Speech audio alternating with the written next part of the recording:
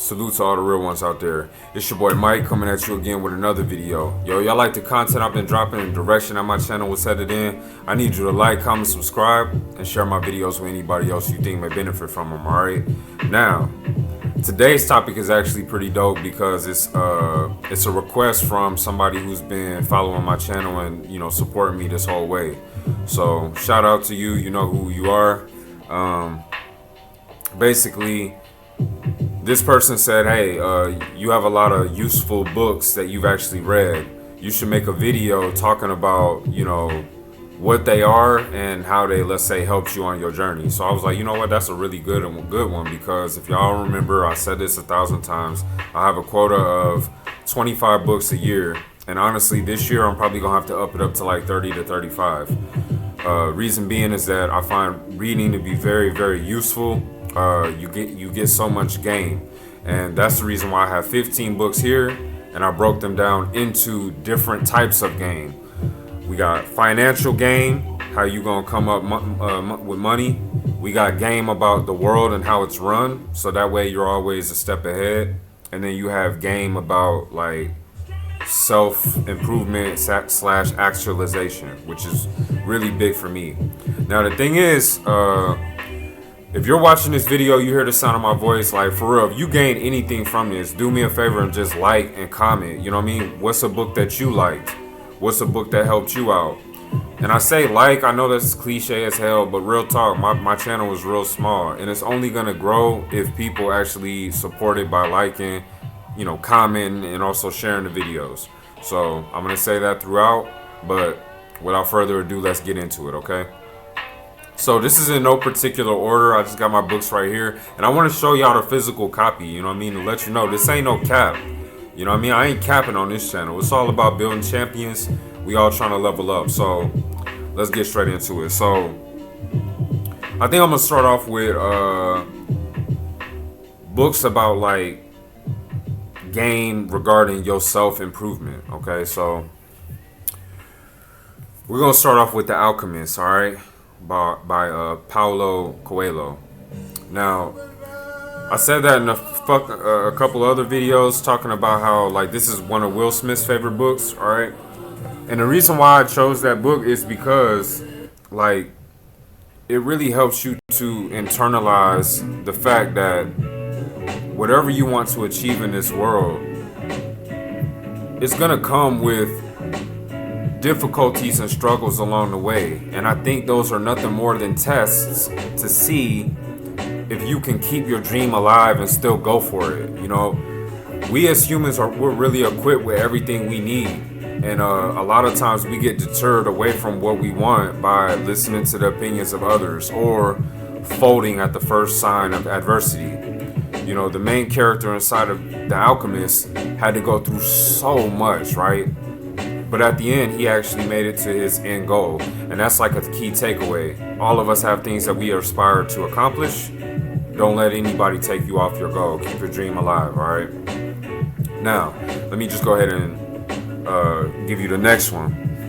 Now, I talked about this right here. A friend of mine actually gave me this book. Excellent read from Eckhart Tolle.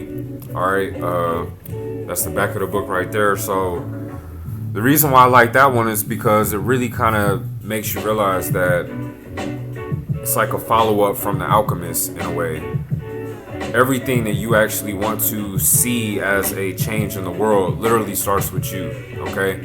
And I really love that title, A New Earth, because at first I thought it was about sustainable energy or like going green and, you know what I mean, recycling and all that. But really, A New Earth has to do with the idea that if everybody sits back and does an analysis on their own character and makes changes, the earth by default will start to improve and go in a better direction. So I really like that book because I'm always thinking about how to improve, and I know certain things within my character make me stubborn, but you know, reading that book was like a confirmation that, yo, if I work on myself, everything around me will change and I'll get exactly what I want out of this life. All right. Y'all heard me reference this because my Aunt Fellas actually brought up Marcus Aurelius, but yeah, Meditations, okay? There's the back of the book right there.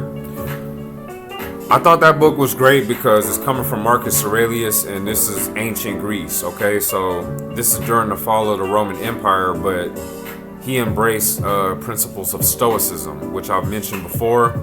Stoicism is a great counter to the hedonistic world that we're living in right now, where it's all about instant gratification, having everything at your convenience, and really not having to struggle much for anything, right? Whereas Stoicism is all about basically embracing difficulty and not complaining, understanding that there's a lot of beauty in the bad things that happen to you in life. It's necessary for you to struggle, and if you're not struggling, you're not really growing, you see. So I made a video called Intentional Suffering where I kind of talked about those are ways to embrace principles of Stoicism, all right? And it's also about understanding that you are a mortal being, and all the stuff that you think is a big deal right now in this plane literally won't mean anything when you die. So embrace difficulty and go through it like a G, basically. I like that book, okay? Another one, you heard me reference this in Zenith Quest, alright? The Way of the Superior Man by Deida, okay? I kind of really went in on that, like the basis of this book in Zenith Quest, where I was talking about how you need to live on your proverbial edge. Basically, how can men be the best versions of themselves? It's going to be by looking inward, pushing yourself just slightly beyond the edge of whatever you think is possible. So I said in Zenith Quest, you know, if you go to the gym and let's say you bench press, I don't know, 250, right? You bench press 250. You know you can get that. You've done it in the past 5 times. Deida's Way of the Superior Man will have you thinking, all right, either I keep the same weight and I do more reps, or I increase the weight and I try to do the same amount of reps. You see what I mean? It's like progressive overload.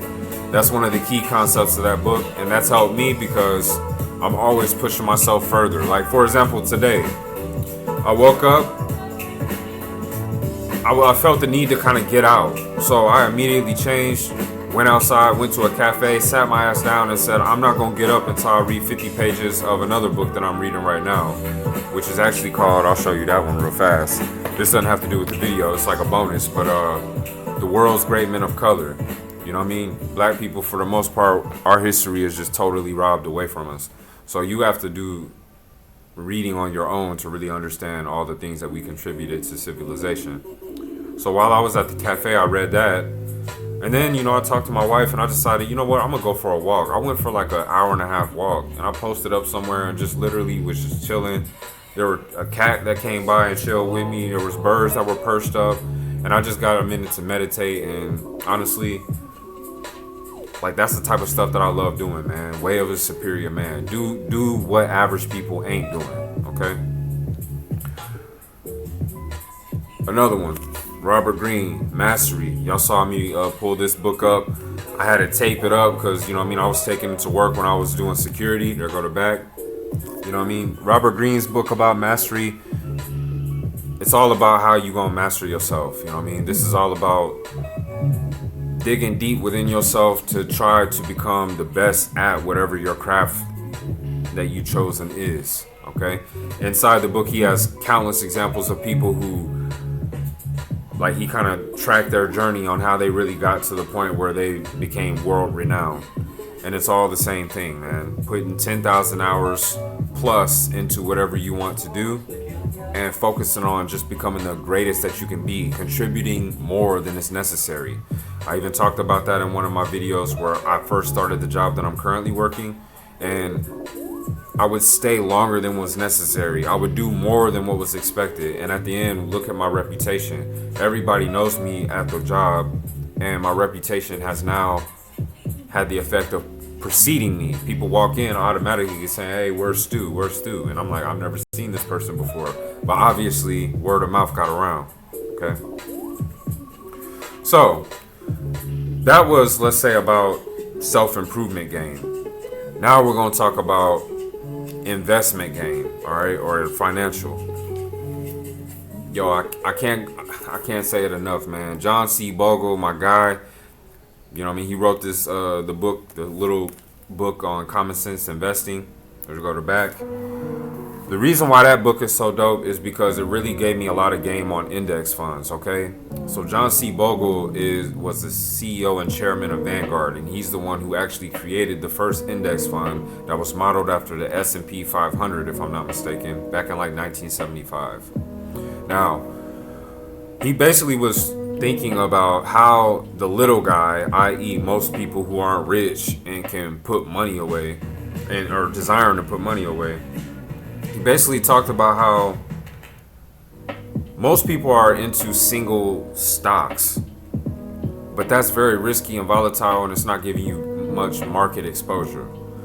So what John C. Bogle did was he said, all right, I'm going to create this fund that tracks the entire index. S&P 500, Standard & Poor's, top 500 companies in the United States, right? By creating a fund like that and allowing the regular investor to get in with, let's say, $3,000, or if you do an ETF, which is an exchange traded fund, and you put, just a small amount, you're able to get exposure to all 500 companies, and that ranges across so many different sectors. So what you've just done is you've shielded yourself from the inevitable volatility that the market has.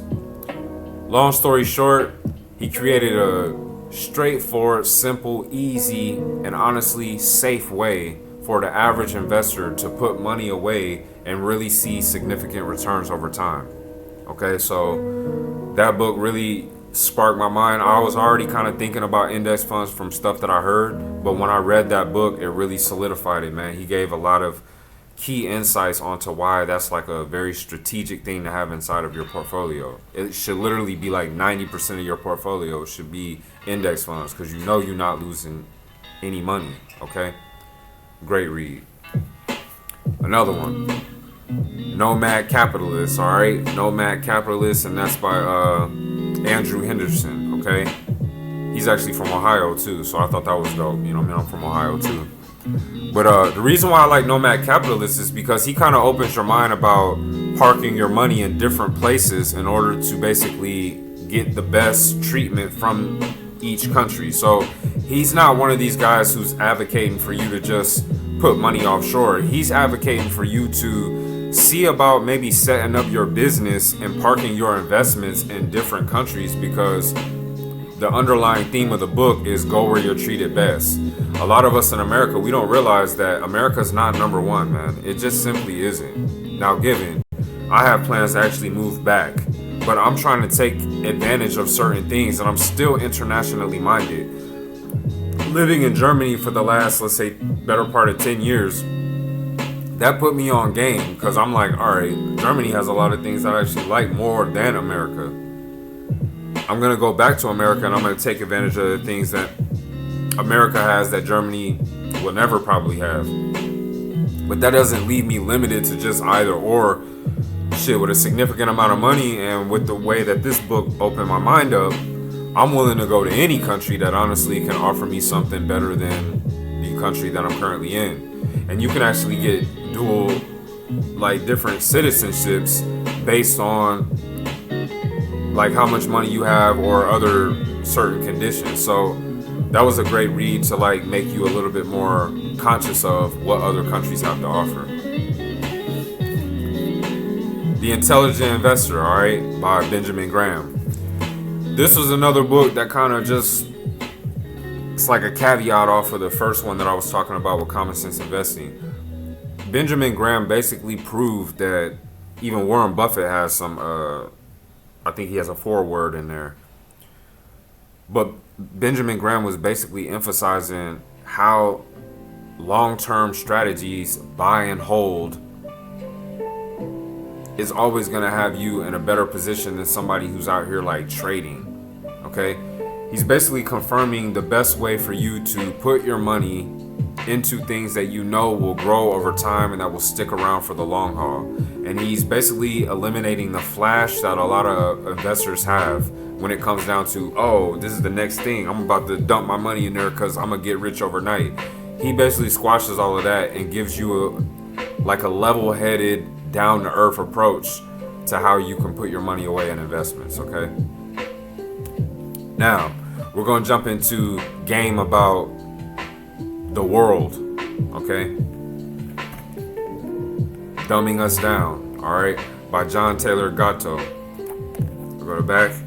Now, the reason why this book was dope is because it basically confirmed something that I already knew from a young age, which was the fact that the school system, the curriculum that we get force fed, and we're supposed to spit verbatim every single time we get a test or an exam, it basically proves what I inherently knew, which was there is an agenda to dumb down the American populace. All right. And it also goes further to actually expose some of the things that happened in Prussia. Prussia being like the original standard on how, the word I'm trying to say,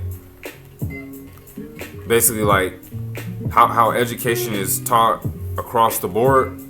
Prussia was like the testing ground to see how effective it was. Compulsory schooling. That's what I'm trying to say.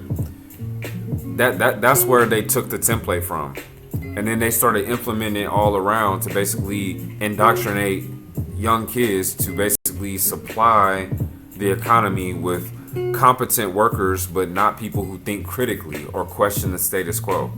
Okay, so that's an excellent book as well. Kind of ties into this one right here, Propaganda by Edward Bernays. Okay, all right, like I said, that's the nephew of Sigmund Freud.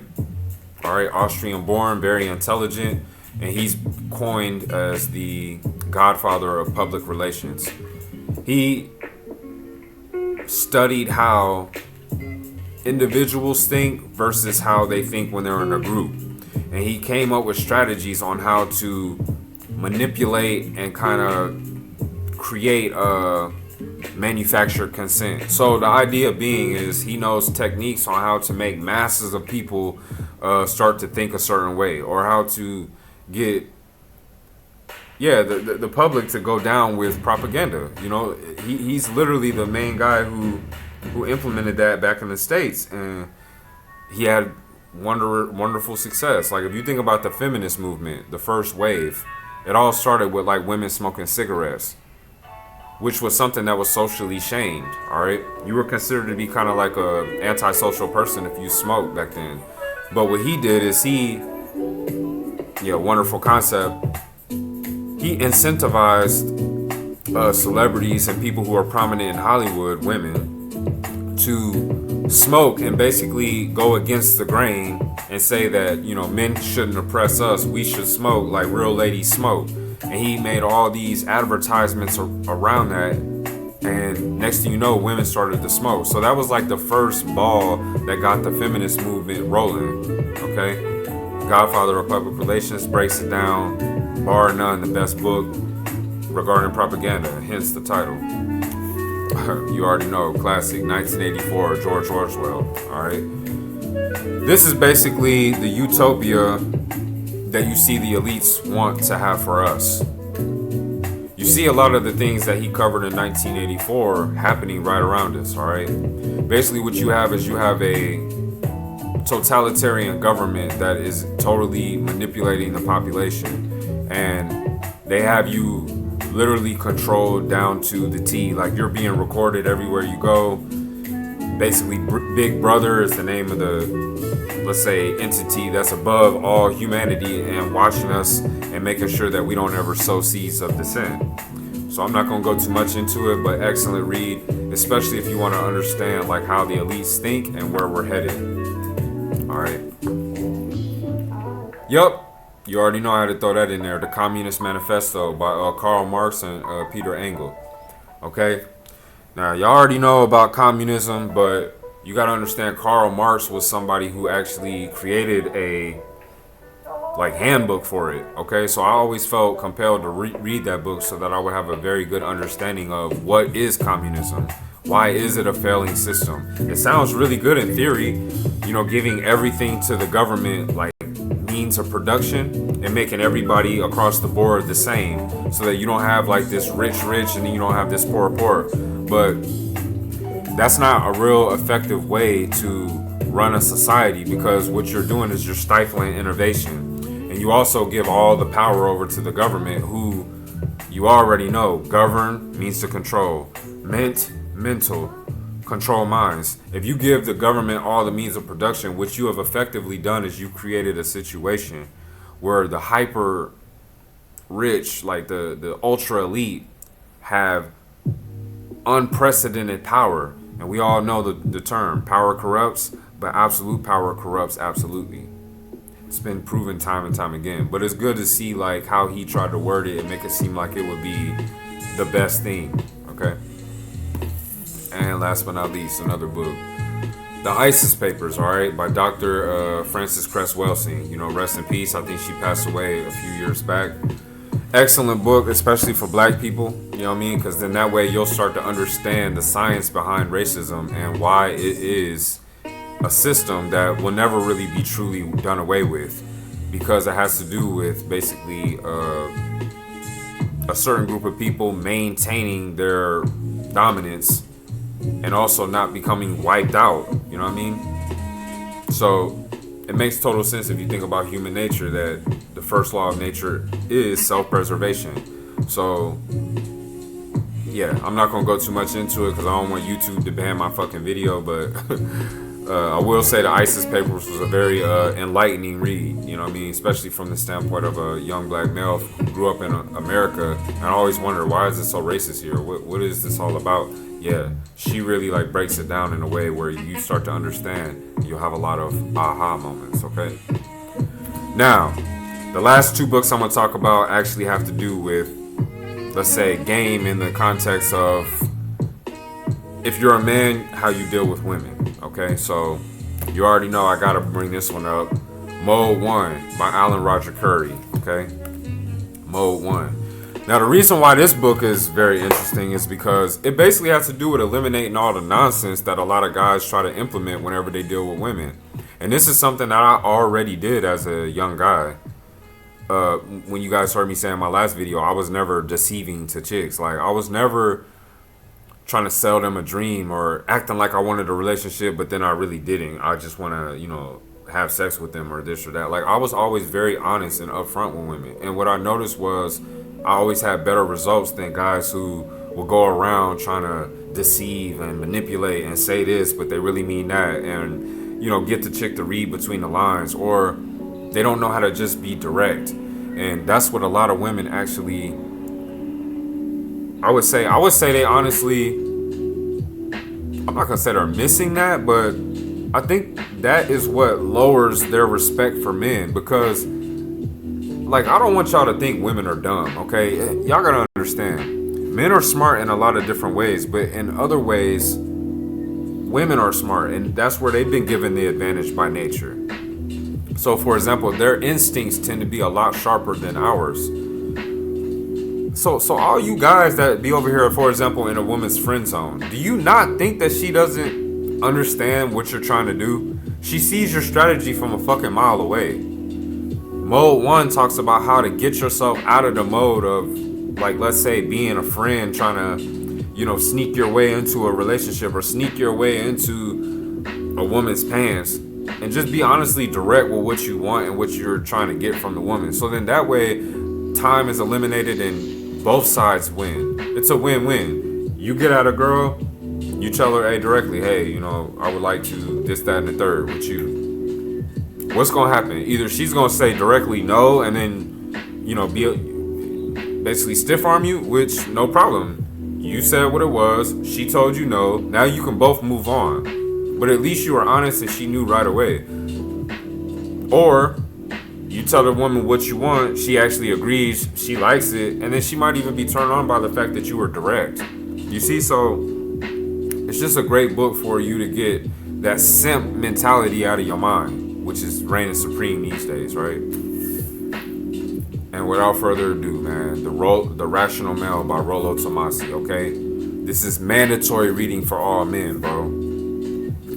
Like, if I have a son, I'm telling you, we're going to read that book together, chapter for chapter, and at the end of every single, few pages where something compelling has happened, we're going to summarize it and talk about it together. I'm not even going to go into further detail, all right? just know that that's mandatory reading for all men. So with that being said, that's 15 books of game, quality reads. Like, comment, subscribe. I'll holler at y'all on the next one.